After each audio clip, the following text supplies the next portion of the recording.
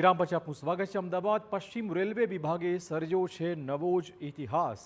આપને કહી દઈએ કે દિવાળી અને છઠ પૂજાનો તહેવાર છે, તેવામાં ગુજરાતમાં રહેતા વિવિધ રાજ્યોના લોકો પોતાના વતને પરત ફરી રહ્યા છે। ત્યારે મુસાફરનો ધસારો જોતા અમદાવાદ પશ્ચિમ રેલવે વિભાગે 3 અનઅનાઉન્સ ટ્રેન દોડાવી। અનઅનાઉન્સ્ડ એટલે કે જેની જાહેરાત કરાઈ જ નહોતી, પરંતુ પરિસ્થિતિને જોતા તાત્કાલિક ટ્રેન મુકાઈ। અત્યાર સુધી આવું ફક્ત બસ વ્યવસ્થામાં થતું આવ્યું છે। જોકે આ વખતે અમદાવાદના ઇતિહાસમાં પહેલીવાર આવું કરાયું છે। આ 3 ટ્રેનમાં લગભગ 15,000 જેટલા પ્રવાસીઓએ મુસાફરી કરી। ખાસ કરીને જે મુસાફરો ટિકિટ બુકિંગ નહોતા કરાવી શક્યા તેમના માટે અલગ વિભાગ પણ શરૂ કરાયો હતો।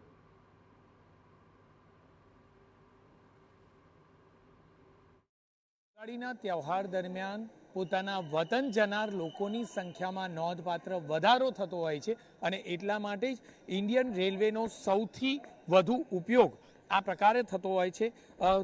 વેકેશનના સમયમાં મોટાભાગના લોકો આ જ પ્રકારે રેલવેનો ઉપયોગ કરી પોતાના વતન જતા હોય છે। અને અમદાવાદની વાત કરવામાં આવે તો અમદાવાદથી યુપી, બનારસ, ગોરખપુર, લખનઉ, બિહાર, પટના સહિતની જગ્યાઓ પર જનાર વ્યક્તિઓની સંખ્યા નોંધપાત્ર વધારે હોય છે અને એટલા માટે 12,000થી વધુ ટ્રેનની વ્યવસ્થા કરવામાં આવી છે, જેમાં 1 કરોડ લોકોએ મુસાફરી કરી હોવાનો દાવો રેલવે વિભાગે કર્યો છે।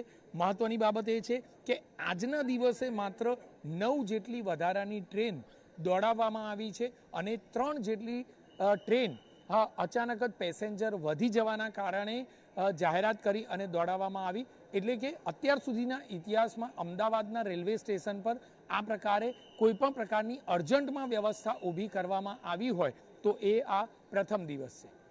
કેમેરામેન દીપક સેન સાથે જિગ્નેશ પટેલ, TV9 અમદાવાદ। તો દિવાળીના તહેવાર નિમિત્તે પશ્ચિમ રેલ વિભાગે અમદાવાદથી કુલ 9 વિશેષ ટ્રેન દોડાવી હતી, જેમાં એસી તેમજ જનરલ કોચની સુવિધા હતી। આ રીતે ગુજરાતમાંથી કુલ 16 ટ્રેન એક્સ્ટ્રા મૂકવામાં આવી। આમ રેલ વિભાગ દ્વારા મુસાફરોની સુવિધા માટે આ નિર્ણય આવકારદાયક સાબિત થયો।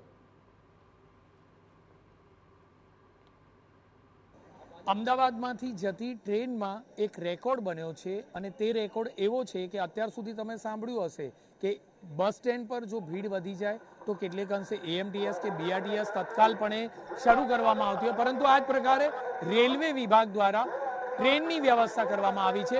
આપણી સાથે साहब છે, તેમની સાથે વાત કરીશું। सर, सबसे पहले तो कितनी ट्रेन इस प्रकार से रखी और पहले कभी इस प्रकार से ट्रेन रखी गई है? अभी इस बार दीपावली के पर्व के लिए रिकॉर्ड ट्रेनें चलाई गई हैं अहमदाबाद एरिया से। अहमदाबाद एरिया में अहमदाबाद, साबरमती, असरवा और वटवा के स्टेशन आते हैं। यहाँ अहमदाबाद के स्टेशन का डेवलपमेंट हो रहा है, जैसा आप देख रहे हैं। यहाँ साबरमती में भी स्टेशन का डेवलपमेंट हो रहा है, फिर भी ट्रेनों की व्यवस्था सुचारू रूप से चलाई जा रही है। और अनाउंस ट्रेन की बात की जाए तो ये कितनी ट्रेन थी और क्यों दौड़ानी पड़ी? ये पहली बार अहमदाबाद की हिस्ट्री में अनअनाउंस ट्रेन चलाई गई है, क्योंकि लोग रिजर्वेशन के लोग लेकर के आते हैं, लेकिन बहुत सारे लोगों की आशा थी कि यहाँ से हमको ट्रेन मिल जाएगी या ट्रेन में जगह मिल जाएगी। तो जितने लोगों के होने चाहिए, जितने सीट की व्यवस्था थी, उससे ज़्यादा लोग आए। तो पहली बार अनअनाउंस ट्रेन हम लोगों ने चलाया। 3 ट्रेन अभी तक चला चुके हैं। एक ट्रेन में 3 से 4,000 लोग आसानी से जाते हैं। 22 से 24 कोच की ट्रेनें होती हैं हमारी, तो उसमें 3 से 4,000 लोग आसानी से जा सकते हैं। तो इस तरह से 12 से 15,000 लोग जो अनअनाउंस आए, जिन्होंने कोई सोचा नहीं था और उनको सीट मिल गया और वो अपने डेस्टिनेशन को जा करके अपना जो पर्व है वो खुशीपूर्वक मना पाए। अंदाजित कितने लोगों ने ये अनअनाउंस ट्रेन का लाभ लिया होगा? करीब 15,000 लोग। देखा जाए तो स्लीपर कोच या एसी कोच में जो पैसेंजर जा रहे हैं उनको कोई दिक्कत का सामना करना पड़ रहा है, क्योंकि वो भी देखा जाए तो जिनका रिजर्वेशन नहीं है, टिकट नहीं मिल पाई, वो लोग भी जा रहे हैं। बेसिकली आप देखिए कि इसीलिए ये अनअनाउंस ट्रेन चलाए कि जो लोगों का रिजर्वेशन में पहले से रजिस्टर किए थे, वो हर जगह हर स्टेशन को 2 भाग में डिवाइड किया गया। एक रिजर्वेशन वाला एरिया, दूसरा अनरिजर्व एरिया। तो जो लोग अनरिजर्व हैं, जो अनअनाउंस आ गए हैं, उनको होल्ड करके अलग से रखा गया।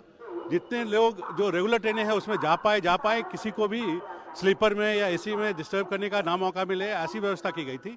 और उसके बाद जो लोग बच गए उनके लिए अनअनाउंस ट्रेन चलाए। तो इससे 2 फायदा हुआ।